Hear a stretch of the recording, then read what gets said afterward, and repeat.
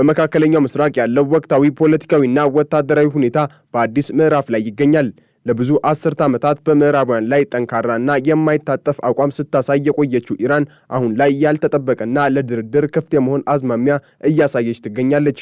ይህ ለውጥ የመጣው ግን በፈቃደኝነት ሳይሆን በውስጥ በኩል የተቀሰቀሰውና በ10 ሺዎች የሚቆጠሩ ዜጎችን ሕይወት በበላው ህዝባዊ ተቃውሞ፣ በኢኮኖሚው መፈራረስና ከሁሉም በላይ ደግሞ አሜሪካ እጅግ ዘመናዊ የሆኑ የጦር መርከቦቿንና አውሮፕላኖቿን ወደ ቀጠናው በማስጠጋት በፈጠረችው ከፍተኛ ወታደራዊ ጫና መሆኑ ግልጽ እየሆነ መጥቷል። ኢራን ጣቴ በቃታው ላይ ነው ከሚለው የፕሮፓጋንዳ ዛቻዋ በስተጀርባ ለህልውናዋ ስትል እጅ የመስጠት አዝማሚያ እያሳየች ነው። የኢራን እስላማዊ ሪፐብሊክ ባለፉት ጥቂት ሳምንታት ውስጥ ካስተናገዳቸው እጅግ አስከፊ ህዝባዊ አመጽ በኋላ የቴህራን መሪዎች ለድርድር ያላቸው ፍላጎት በከፍተኛ ሁኔታ ጨምሯል። የውጭ ጉዳይ ሚኒስትሩ አባስ አራቺ በቅርቡ በታዋቂው ዎል ስትሪት ጆርናል ላይ ያሰፈሩ ጽሑፍ ኢራን ለከባድ ድርድር ዝግጁ መሆኗን ይገልጻል። ይህ ንግግር ከዚህ ቀደም ከነበረው አሜሪካን እናጠፋለን ከሚለው ዛቻ የወጣና የሀገሪቱን ወቅታዊ ደካማነት የሚያሳይ ነው። ፕሬዝዳንት ዶናልድ ትራምፕ ኢራን መነጋገር ትፈልጋለች በማለት የገለጹት ቴህራን በውስጥና በውጭ ጫናዎች ምክንያት አጣብቂኝ ውስጥ መግባቷን ተረድተው ነው። የኢራን ሪያል ምንዛሬ በታሪኩ ዝቅተኛ ደረጃ ላይ መድረሱ ማለትም $1 1.4 ሚሊዮን ሪያል መድረሱ እና የንግድ ማዕቀቦች ሀገሪቱን እያደቀቋት መሆኑ መሪዎቿ ለዲፕሎማሲያዊ መፍትሄ እጅ እንዲሰጡ አስገድዷቸዋል። ይህ የኢራን የዲፕሎማሲያዊ የአቋም ለውጥ ከዋሽንግተን ወታደራዊ እንቅስቃሴ ጋር ቀጥተኛ ግንኙነት አለው። አሜሪካ በመካከለኛው ምስራቅ ያሰማራቻቸው የጦር መርከቦችና አውሮፕላኖች ኢራን ላይ እጅግ ከፍተኛ ስጋት ደቅነዋል። በቅርቡ በክልሉ የደረሰው የአሜሪካ የባህር ኃይል ግዙፍ ስብስብ በተለይም የአውሮፕላን ተሸካሚ መርከቦች የኢራን ወታደራዊ አቅም ሙሉ በሙሉ ሽባ የማድረግ አቅም አላቸው። እነዚህ መርከቦች ተንቀሳቃሽ ወታደራዊ ደሴቶች ተብለው የሚጠሩ ሲሆን እያንዳንዳቸው ከ80 በላይ ዘመናዊ የጦር አውሮፕላኖችን የመሸከም አቅም አላቸው። በመርከቦቹ ላይ የሚገኙ የኤጅ ውጊያ ስርዓቶች ማንኛውንም ከኢራን የሚተኮስ ሚሳኤል ወይንም ድሮን ገና ከመነሳቱ የመለየትና በአየር ላይ የማውደም ብቃት አላቸው። ይህ የባህር ኃይል የበላይነት ኢራን የሆርሙዝ ወሽመጥን እዘጋለሁ በሚል የምታደርገውን ዛቻ ትርጉም አልባ አድርጎታል። በተለይም በክልሉ የደረሱት 5ኛው ትውልድ የጦር አውሮፕላኖች ያላቸውን ቴክኖሎጂ ስንመለከት የኢራን አየር መከላከያ ስርዓት ምን ያህል አደጋ ላይ እንደሆነ እንረዳለን። F-35 ላይቲንግ ቱ የተሰኘው አውሮፕላን በአሁኑ ወቅት በአሜሪካና በአጋሮቿ እጅ የሚገኝ እጅግ የረቀቀ መሳሪያ ነው። ይህ አውሮፕላን ስቴልዝ በመሆኑ የኢራን ራዳሮች ጨርሶ ሊያዩት አይችሉም። F-35 የታጠቀው የኤሌክትሮኒክስ ውጊያ ስርዓት የጠላትን ራዳሮችና የመገናኛ ዘዴዎች በማጨናገፍ የጠላት አየር ኃይል ወደ ውጊያ ሳይገባ እንዲፈርስ ያደርጋል። አውሮፕላኑ የተሸከማቸው ስማርት ቦምቦችና ለአየር ባየር ውጊያ የሚሆኑ ሚሳኤሎች የኢራንን ስትራቴጂካዊ የኒውክሌር ጣቢያዎች በከፍተኛ ጥንቃቄና ድምፅ ሳያሰማ ማውደም ይችላሉ። ሌላው በክልሉ የሰፈረው ግዙፍ ኃይል F-22 ራፕተር ነው። ይህ አውሮፕላን የአየር ላይ የበላይነትን ለመቆጣጠር በዓለም ላይ ተወዳዳሪ የሌለው መሆኑ ይታወቃል። F-22 በከፍተኛ ፍጥነት የመጓዝና በጠባብ ቦታዎች ላይ የመታጠፍ ብቃት አለው። አውሮፕላኑ የታጠቀው M120 የተሰኘው ሚሳኤል ፓይለቱ የጠላትን አውሮፕላን በአይን እንኳን ሳይ ከብዙ ኪሎሜትሮች ላይ ርቆ እንዲመታ ያስችለዋል። በተጨማሪም B2 ስፕሪት የተባሉት ድንቅ ቦምብ ጣይ አውሮፕላኖች ከኢራን የአየር ክልል ውጭ ሆነው ባንከር በስተር የተባሉትንና ከ60 ሜትር በላይ መሬት ውስጥ የተቆፈሩ ኮንክሪቶችን ሰንጥቀው የሚገቡ ቦምቦችን የመወርወር አቅም አላቸው። ይህ ማለት ኢራን መሬት ውስጥ የቀበረቻቸው የኒውክሌር ማብላያ ጣቢያዎች ለአሜሪካ የአየር ኃይል ክፍት ናቸው ማለት ነው። ከአውሮፕላኖቹ በተጨማሪም የአሜሪካ የባህር ኃይል የታጠቃቸው ቶምሃውክ ክሩዝ ሚሳኤሎች ሌላው የኢራን እንቅልፍ ማጣት ምክንያት ናቸው። እነዚህ ሚሳኤሎች ከመሬት ዝቅ ብለው በመብረር ራዳርን የማምለጥ ብቃት ያላቸው ሲሆን ከ1000 ኪሎ ሜትር በላይ ርቀት ላይ የሚገኝን ኢላማ በ1 ሜትር ስህተት ብቻ የመምታት ብቃት አላቸው። በአሁኑ ወቅት በመካከለኛው ምስራቅ በሚገኙ የአሜሪካ የጦር መርከቦችና የባህር ውስጥ ሰርጓጅ መርከቦች ላይ በመቶዎች የሚቆጠሩ እንደዚህ አይነት ሚሳኤሎች ተዘጋጅተው ይገኛሉ። በተለይም ኦሃዮ ክላስ የተባሉት ሰርጓጅ መርከቦች እያንዳንዳቸው 154 ቶምሃውክ ሚሳኤሎችን ተሸክመው በባህር ውስጥ ተደብቀው ይገኛሉ። ይህ ማለት ኢራን ጥቃት ለመሰንዘር ብታስብ አሜሪካ ሳትታይና የራሷን ወታደሮች አደጋ ላይ ሳትጥል የኢራንን ወታደራዊ መሰረተ ልማት ማውደም ትችላለች። ይህ ሁሉ ወታደራዊ ዝግጅት ኢራንን ወደ ድርድር ጠረጴዛ የመለሳት ዋነኛው ጅራፍ ነው። የኢራን አብዮታዊ ዘብ አዛዥ ጀነራል መሐመድ ፓክፑር ጣታችን በቃታው ላይ ነው ቢሉም ተግባራዊ እንቅስቃሴያቸው ግን የዲፕሎማሲ መንገድን መፈለግ ሆኗል። ባለፈው ሰኔ ወር የተካሄደው የ12 ቀናት ጦርነት ኢራንና አጋሮቿ ማለትም እንደ ሂዝቦላ ያሉት ያላቸውን ድክመት አጋልጧል። በእስራኤል የተሰነዘሩት ጥቃቶች የኢራንን ከፍተኛ የጦር መሪዎች መግደላቸው የኢራን ደህንነት መዋቅር በአሜሪካና በእስራኤል ስለላ ምን ያህል እንደተበሳ አሳይቷል። ይህ ደግሞ በኢራን አመራሮች ላይ ከፍተኛ ያለመተማመን ስሜትን ፈጥሯል። የገዛ ጀነራሎቻቸውን መጠበቅ ያቃታቸው መሪዎች አሁን ላይ አሜሪካ ለሰነዘረችው ድርድር ምላሽ መስጠታቸው እንደ ስትራቴጂካዊ እጅ መስጠት ነው የሚቆጠረው። ፕሬዝዳንት ትራምፕ በኢራን ላይ የጣሉት 25 በመቶ የንግድ ታሪፍ ደግሞ የኢኮኖሚውን ጫና ወደ ከፍተኛ ደረጃ አድርሶታል። ይህ ታሪፍ ከኢራን ጋር የሚነግዱትን እንደ ቻይናና ሩሲያ ያሉ ሀገራትንም ስለሚነካ ኢራን ያሏትን ጥቂት የኢኮኖሚ አጋሮች እንድታጣ ያደርጋታል። የኢራን መንግስት በሀገር ውስጥ ያለውን ህዝባዊ ቁጣ ለማብረድ ገንዘብ ያስፈልገዋል። ሆኖም ግን የነዳጅ ሽያጯ በመገደቡና የባንክ ስርዓቷ በመዘጋቱ አገዛዙ በከፍተኛ የገንዘብ እጥረት እየተሰቃየ ይገኛል። ይህ የኢኮኖሚ ድቀትና ወታደራዊ ስጋት ተዳምረው ቴህራን ለዲፕሎማሲያዊ ውይይት ክፍት መሆኗን እንድታውጅ አድርጓታል። የኢራኑ የውጭ ጉዳይ ሚኒስትር አባስ አራቺ የሁኔታው የበላይነት በእጃችን ነው ቢሉም እውነታው ግን ተቃራኒ ነው። በቴህራን ጎዳናዎች ላይ ለአምባገነኑ ሞት ይሁን የሚለው ጩኸት እየበረከተ መምጣቱና የመንግስት የጸጥታ ኃይሎች በፈጸሙት ግድያ ምክንያት ህዝቡ ከመንግስት ጋር ያለው እርቅ ማብቃቱ አገዛዙን ለውጭ ጫና ተጋላጭ አድርጎታል። የአሜሪካው ስትራቴጂም ይኸው ነው። ኢራንን ከውስጥ በህዝብ አመጽ፣ ከውጭ ደግሞ በወታደራዊና በኢኮኖሚ ጫና አዳክሞ ወደ ድርድር ጠረጴዛ ማምጣት ነው። ትራምፕ ኢራን መደራደር ትፈልጋለች ሲሉ ቴህራን ሌላ አማራጭ እንደሌላትና ለህልውናዋ ስትል የምዕራባውያንን ቅድመ ሁኔታ ለመቀበል መዘጋጀቷን እየገለጹ ነው። በሌላ በኩል ኢራን አሁንም የውክልና ጦርነቷን በመካከለኛው ምስራቅ ለማቀጣጠል የምታደርገው ሙከራ በአሜሪካ ዘመናዊ የጦር መሳሪያዎች እየተገታ ነው። በባህር ላይ የሚገኙ አሜሪካውያን አውዳሚ መርከቦች የኢራንን ድሮኖች ገና ከየመን ወይም ከኢራቅ ሳይነሱ የመምታት አቅም አላቸው። በተለይም ኢኤ-18ጂ ግሮውለር የተባሉት የኤሌክትሮኒክስ ውጊያ አውሮፕላኖች የኢራንን የድሮን መቆጣጠሪያ ሞገዶች በመጥለፍና በማሰናከል ድሮኖቹ መድረሻቸውን እንዲስቱ ወይም ወደ መጡበት እንዲመለሱ ያደርጋሉ። ይህ ቴክኖሎጂ ኢራን ለዓመታት የገነባችውን የድሮን ኃይል ዋጋ አልባ አድርጎታል። ኢራን ለዲፕሎማሲያዊ ውይይት ክፍት መሆኗን መግለጿ እንደ አንድ ሀገር የመቀጠል ፍላጎቷን የሚያሳይ ቢሆንም ይህ ውሳኔ ግን በውርደት የታጀበ እጅ መስጠት ይመስላል። ምክንያቱም አሜሪካ የምትፈልገው ድርድር የኢራንን የኒውክሌር መርሃ ግብር ሙሉ በሙሉ የሚያስቆም፣ የባላስቲክ ሚሳኤል ልማቷን የሚያግድና በመካከለኛው ምስራቅ የምታደርገውን ጣልቃ ገብነት የሚገታ ነው። እነዚህን ቅድመ ሁኔታዎች መቀበል ደግሞ ለኢራን አብዮታዊ መንግስት መርህ መቃወም ቢሆንም ከውድቀት ለመዳን ግን ሌላ መንገድ የለም። በአሁኑ ወቅት በመካከለኛው ምስራቅ ያለው የአየር ላይና የባህር ላይ የበላይነት ሙሉ በሙሉ በአሜሪካና በአጋሮቿ እጅ መሆኑን ኢራን በሚገባ ተረድታለች። የአሜሪካ የጦር መርከቦች በፋርስ ባህረ ሰላጤ ውስጥ በኩራት ሲንቀሳቀሱ፣ የኢራን የባህር ኃይል ግን ወደ ወደብ ተገፍቶ ይገኛል።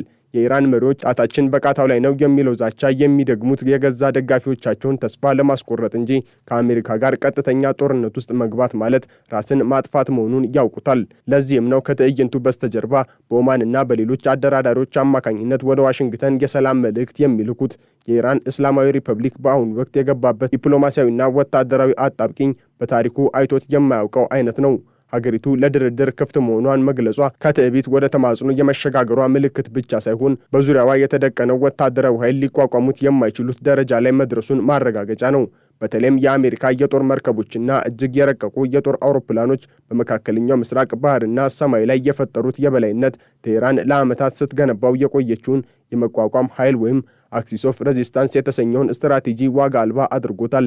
የአሜሪካ የጦር ኃይል በመካከለኛው ምስራቅ ያሰማራቸው ግዙፍ መሳሪያዎች ያላቸውን ዝርዝር አቅምና ኢራንን እንዴት ወደ እጅ መስጠት አዝማሚያ እንዳመጧት ለማየት ስንሞክር በመካከለኛው ምስራቅ ባህር ላይ የደረሱት የአሜሪካ አውሮፕላን ተሸካሚ መርከቦች የዚህ ወታደራዊ ጫና ዋና ምሰሶች ናቸው። እነዚህ መርከቦች ተራ የባህር ላይ ትራንስፖርቶች አይደሉም። ይልቁንም በኒውክሌር ኃይል የሚሰሩና ለዓመታት ያለ ነዳጅ መሙላት በባህር ላይ ሊቆዩ የሚችሉ ግዙፍ የጦር ማዕከላት ናቸው። ለምሳሌ በቅርቡ በክልሉ የደረሰችው የፎርድ ክላስ አውሮፕላን ተሸካሚ መርከብ በዓለም ላይ እጅግ ዘመናዊ ወታደራዊ መርከብ ናት። ይህች መርከብ አውሮፕላኖችን ወደ አየር ለመተኮስ የምትጠቀምበት የኤሌክትሮማግኔቲክ ስርዓት በአሮጌ መርከቦች ላይ የሚታየው የእንፋሎት ግፊት እጅግ የላቀ ፈጣን ነው። ይህም መርከቧ በአጭር ጊዜ ውስጥ በመቶዎች የሚቆጠሩ የጦር አውሮፕላኖችን ወደ ኢራን ሰማይ እንድታስወነጭፍ ያስችላታል። መርከቧ የተሸከመቻቸው ኤፍኤ-18 ኢኤፍ ሱፐር ሆርኔት አውሮፕላኖች በመሬት ላይ ያሉ የኢራን የሚሳኤል ማስወንጨፊያዎችንና የራዳር ጣቢያዎችን በትክክለኛ ኢላማ ማውደም ብቃት አላቸው። ከነዚህ ግዙፍ መርከቦች ጎን ለጎን አርሌ ቡርክ የተባሉት አውዳሚ መርከቦች በፋርስ ባህረ ሰላጤ ውስጥ በስፋት ተሰማርተዋል። እነዚህ መርከቦች የታጠቁት የኢጅስ የውጊያ ስርዓት በአንድ ጊዜ በመቶዎች የሚቆጠሩ ኢላማዎችን የመከታተልና የማውደም አቅም አለው። መርከቦቹ የታጠቁት ኤስኤም-3 ሚሳኤል መከላከያ ኢራን ከአህጉር አህጉር የምታስወነጭፋቸውን የባለስቲክ ሚሳኤሎች ገና ከባቢ አየር ውስጥ ሳይገቡ የመምታት ብቃት አለው። ይህ ማለት ኢራን እስራኤልንና የአሜሪካን የጦር ሰፈሮች በሚሳኤል እደበድባለሁ ብላ የምታደርገው ዛቻ በእነዚህ መርከቦች የመከላከያ ጋሻ ምክንያት ሙሉ በሙሉ ውድቅ ሆኗል። በተጨማሪም እነዚህ መርከቦች የታጠቁት ቶምሃውክ ክሩዝ ሚሳኤሎች ከ1600 ኪሎ ሜትር በላይ ርቀት ላይ የሚገኝን ማንኛውንም የኢራን የመከላከያ ሚኒስቴር ቢሮ ወይንም የጦር መጋዘን በመስኮት በኩል ገብተው የመምታት ያህል አቅም አላቸው። የአሜሪካ አየር ኃይል በክልሉ ያሰማራቸው አውሮፕላኖች ደግሞ የኢራንን የአየር ክልል ለጥቃት የተጋለጠ አድርጎታል። በተለይም F-15E ስትራይክ ኢግል የተሰኘው አውሮፕላን ከፍተኛ መጠን ያለው ቦምብ ተሸክሞ ለረጅም ሰዓታት በአየር ላይ የመቆየት አቅም አለው። ይህ አውሮፕላን ሁሉንም የአየር ሁኔታዎች የሚቋቋም በመሆኑ በኢራን በረሃማ አካባቢዎች በሚፈጠር የአሸዋ አውሎ ነፋስ ውስጥ እንኳን ሳይቀር ኢላማውን የመምታት ብቃት አለው። አውሮፕላኑ የታጠቀው ላንቲርን የተሰኘው የምሽት እይታና ኢላማ መፈለጊያ ቴክኖሎጂ የኢራን የጦር ኃይሎች በጨለማ ተገን በማድረግ የሚያደርጉትን ማንኛውንም እንቅስቃሴ በቀን ብርሃን እንደሚታይ ግልጽ አድርጎ ያሳያል። ይህ ደግሞ ለኢራን ወታደሮች መደበቂያ ማጣትና ለከፍተኛ ስነልቦናዊ ጫና መጋለጥን አስከትሏል። ከፍተኛ ትኩረት ሊሰጠው የሚገባው ሌላው ወታደራዊ ክፍል ደግሞ የኤሌክትሮኒክስ ውጊያው አውሮፕላኖች ናቸው። EA-18G ግሮለር የተባለው አውሮፕላን የኢራንን የመገናኛ ዘዴዎችና የራዳር ሞገዶች ሙሉ በሙሉ የማፈን አቅም አለው።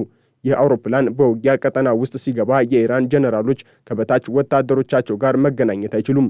የራዳር ኦፕሬተሮችም ስክሪናቸው ላይ ምንም አይነት መረጃ ማየት አይችሉም። ይህ ዲጂታል እውርነት ኢራን ያላትን የሰው ኃይልና መሳሪያ ዋጋ ቢስ ያደርገዋል። ኢራን በቅርቡ የገነባቸው የድሮን ኃይልም በእነዚህ የግሮለር አውሮፕላኖች አማካኝነት በቀላሉ ቁጥጥር ስር ሊውል ይችላል። አውሮፕላኑ የድሮኖቹን የጂፒኤስ ምልክት በማስተጓጎል ድሮኖቹ መሬት ላይ እንዲከሰከሱ ወይም ወደ መጡበት እንዲመለሱ የማድረግ ብቃት አለው። ኢራን ለዲፕሎማሲያዊ ንግግር ዝግጁ መሆኗን የገለጸችው ይህ ወታደራዊ የበላይነት ከሀገር ውስጥ የኢኮኖሚ ውድቀት ጋር ተዳምሮ አገዛዙን ለህልውና ስጋት ስለዳረገው ነው። በሀገር ውስጥ ያለው የዋጋ ግሽበትና የኢራን ሪያል ዋጋ ማጣት ህዝቡ በመንግስት ላይ ያለውን አመኔታ ሙሉ በሙሉ እንዲያጣ አድርጎታል። ትራምፕ በኢራን ላይ የጣሉት የ25 በመቶ ታሪፍ ደግሞ ኢራን ከቻይናና ከሌሎች ሀገራት የምታገኘውን ጥቂት የውጭ ምንዛሬ የሚያደርቅ ነው። ይህ የኢኮኖሚ ጦርነት ኢራን ወታደራዊ ኃይሏን ለመደገፍና ተላላኪ ቡድኖችን ለመርዳት የምትጠቀምበትን በጀት እንድታጣ አድርጓታል። የገንዘብ እጥረት ያለበት ሰራዊት ደግሞ የቱንም ያህል በርዕዮተ ዓለም ቢታነጽ ለረጅም ጊዜ በጦርነት የመቆየት ብቃት የለውም። በመካከለኛው ምስራቅ የተከሰተው ሌላው አዲስ ክስተት ደግሞ የእስራኤልና የአሜሪካ የተቀናጀ የስለላ ሥራ ነው። የኢራን አብዮታዊ ጥበቃ ኃይል ከፍተኛ መሪዎች በእስራኤል ጥቃት መገደላቸው የኢራን የውስጥ ደህንነት መዋቅር ምን ያህል ለጠላት ክፍት መሆኑን አረጋግጧል። ይህ የስለላ የበላይነት ኢራን ማንኛውንም የጥቃት እቅድ ከመጀመሯ በፊት አሜሪካ እንድታውቀው ያስችላታል። የኢራን ባለስልጣናት ሚስጥራዊ ብለው የሚይዟቸው ስብሰባዎችና ውሳኔዎች በደቂቃዎች ውስጥ ዋሽንግተን እንደሚደርሱ መረዳታቸው በመሪዎቹ መካከል ከፍተኛ መከፋፈልና ጥርጣሬን ፈጥሯል። ይህ ውስጣዊ መዳከም ደግሞ ሀገሪቱ ለዲፕሎማሲያዊ እጅ መስጠት እንድትዘጋጅ ካደረጓት ምክንያቶች አንዱ ነው። የኢራን የውጭ ጉዳይ ሚኒስትር አባስ አራቺ ለእውነተኛ ድርድር ዝግጁ ነን ማለታቸው ኢራን የኒውክሌርና የባሊስቲክ ሚሳኤል ፍላጎቷን ለህልውናዋ ስትል ለመገበሪያነት ልታቀርበው እንደምትችል ይጠቁማል። ይህ ደግሞ በ1979 ከተካሄደው እስላማዊ አብዮት በኋላ የሀገሪቱ የውጭ ፖሊሲ ትልቅ ሽንፈት ተደርጎ ሊወሰድ ይችላል። ኢራን ለዓመታት ታላቁ ሰይጣን ስትለው ከነበረው የአሜሪካ መንግስት ጋር ለመደራደር መገደዷ የትራምፕ ከፍተኛ ጫና ፖሊሲ ውጤት ማምጣቱን ያሳያል። ትራምፕ በዳቮስ ላይ ኢራን መነጋገር ትፈልጋለች ሲሉ የገለጹት ኢራን አሁን ያለችበትን የውርደት ደረጃ ለዓለም ለማሳየት ነው። ሌላው ወሳኝ ነጥብ አሜሪካ በመካከለኛው ምስራቅ ያሰማራችው B-52 ስትራቶፎርትረስ ቦምብ ጣይ አውሮፕላኖች ናቸው። እነዚህ አውሮፕላኖች እያንዳንዳቸው ከ30 ቶን በላይ ቦምብ የመሸከም አቅም ያላቸው ሲሆን በአንድ በረራ ብቻ ሰፊ የጦር ግንባርን አመድ የማድረግ አቅም አላቸው። አውሮፕላኑ የታጠቀው AGM-158 የተሰኘው የክሩዝ ሚሳኤል ከጠላት አየር መከላከያ ክልል ውጭ ሆኖ ኢላማውን እንዲመታ ያስችለዋል። ይህም ማለት የአሜሪካ አውሮፕላኖች ወደ ኢራን ሳይገቡ ከሩቅ ሆነው የኢራንን ዋና ዋና ከተሞችና ወታደራዊ ማዕከላት ማውደም ይችላሉ ማለት ነው። ይህ ስጋት በኢራን ወታደራዊ አመራር ላይ ትልቅ ድንጋጤን ፈጥሯል። የኢራን ዲፕሎማሲያዊ ክፍትነት ደግሞ በክልሉ ካሉ ሌሎች ሀገራት እንቅስቃሴ ጋር የተያያዘ ነው። የኦማን የውጭ ጉዳይ ሚኒስትር ወደ ቴህራን ያደረጉት ጉዞ አሜሪካ ለኢራን የሰጠቻት የመጨረሻው ማስጠንቀቂያን ይዘው እንደሆነ ይገመታል። ይህ ማስጠንቀቂያ ወይ ተደራደሩ ወይም ደግሞ ወታደራዊ ጥቃቱን ተቀበሉ የሚል ሳይሆን አይቀርም። ኢራን የደረሰባት የሰው ኃይል ሞትና የኢኮኖሚ ውድመት ስትመለከት ጦርነትን መቀጠል ማለት አገዛዙን መጨረሻ ማፋጠን መሆኑን ተረድታለች። በመሆኑም አሁን የምታሳየው የዲፕሎማሲያዊ ክፍትነት አዝማሚያ ስትራቴጂካዊ ትዕግስት ሳይሆን ስትራቴጂካዊ ሽንፈት ተደርጎ ሊወሰድ ይገባል። በተጨማሪም የአሜሪካ የባህር ውስጥ ሰርጓጅ መርከቦች ያላቸው ሚና ሊታለፍ የማይችል ነው። እነዚህ መርከቦች በባህር ውስጥ ተደብቀው ለወራት ሊቆዩ የሚችሉ ሲሆን በላያቸው ላይ የጫኗቸው የኒውክሌር አቅም ያላቸው ሚሳኤሎች ማንኛውንም ወታደራዊ ግብ ለማሳካት የሚያስችሉ ናቸው። ኦሃዮ ክላስ ሰርጓጅ መርከቦች በመካከለኛው ምስራቅ ባህር ውስጥ መኖራቸው ኢራን በባህር ላይ የምታደርገውን ማንኛውንም ትንኮሳ በከፍተኛ ዋጋ እንድትከፍል የሚያደርግ ነው። ይህ በባህር ውስጥ በባህር ላይና በአየር ላይ የተዘረጋው ዘመናዊ የጦር መሳሪያ ሰንሰለት ኢራንን እንደ እስረኛ ከቧታል። ኢራን አሁን ላይ ያለችበት ሁኔታ በ1988 ከኢራቅ ጋር የነበረው ጦርነት ሲያበቃ አያቶላ ኮሚኒ መርዝ እንደመጠጣት የቆጠሩትን የተኩስ አቁም ስምምነት ያስታውሳል። የአሁኑም የዲፕሎማሲ ክፍትነት ለቴህራን መሪዎች መርዝ የመጠጣት ያህል መራራ ውሳኔ ነው። ነገር ግን ከአሜሪካ ጋር የሚደረገው ድርድር ለኢራን ጊዜ መግዣ ሊሆን እንደሚችል አንዳንድ ተንታኞች ይናገራሉ። ሆኖም ግን ትራምፕ የሚከተሉት ፖሊሲ ለኢራን ጊዜ የሚሰጥ ሳይሆን ሙሉ በሙሉ እንድትገዛ የሚያስገድድ ነው። የ25 በመቶ ታሪፍና በወታደራዊ ዝግጅቱ ተዳምረው ኢራን ምንም አይነት የመደራደሪያ አቅም እንዳይኖራት አድርገዋታል። የመካከለኛው ምስራቅ ፖለቲካዊ ካርታ በአዲስ መልክ እየተሳለ መሆኑን መረዳት ይቻላል። ኢራን ከቀጠናዊ የበላይነት ወደ ሀገራዊ ህልውና ጥበቃ ተሸጋግራለች። የአሜሪካ ወታደራዊ ጡንቻ፣ የኢኮኖሚ ጫናና የኢራን ውስጣዊ ቀውስ ተዳምረው ቴህራን ለዲፕሎማሲያዊ እጅ መስጠት እንድትገደድ አድርገዋታል። በሚቀጥሉት ሳምንታት የሚደረጉ ድርድሮች ኢራን ለዓመታት የገነባችውን የኒውክሌርና የሚሳኤል ህልም አሳልፋ የምትሰጥበት መድረክ ሊሆኑ ይችላሉ። ይህ ሂደት ደግሞ በመካከለኛው ምስራቅ ለ10 ዓመታት የቆየውን ውጥረት በአዲስ መልክ የሚፈታና የአሜሪካን የበላይነት በድጋሚ የሚያረጋግጥ ታሪካዊ ክስተት ይሆናል።